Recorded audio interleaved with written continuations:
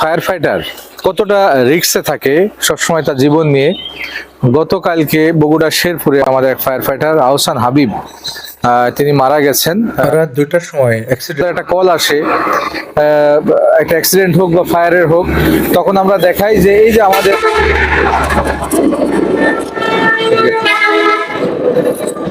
এরকম ভাবেই কিন্তু এই যে রাস্তার পাশেই কিন্তু থাকে সবসময় ফায়ার স্টেশন গুলা।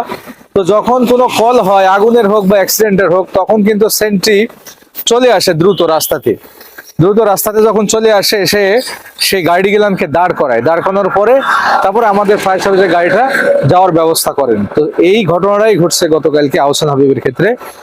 রাত 2টার সময় যখন কল আসে তখন সে রাস্তাতে এসে গাড়ি দাঁড় করায় এবং একটা ট্রাক এসে দাঁড়ায় এবং আমাদের ফায়ার সার্ভিসের গাড়ি যাবে এই মুহূর্তে পিছন থেকে আর একটা যাত্রীবাহী বাস ওই ট্রাককে যখন ধাক্কা দেয় তখন কিন্তু ওই ট্রাকটা তার শরীরের উপর দিয়ে চলে যায় এবং তাকে দ্রুত মেডিকেলে নেওয়া হয় এবং সে মারা যায়।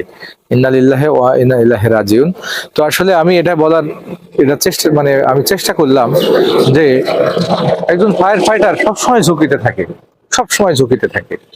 তো এই নিহত ফায়ার ফাইটার আহসান হাবিবের জন্য সবাই দোয়া করবেন, তাকে যেন আল্লাহ মাফ করে দেন এবং ওপারে যেন ভালো থাকেন।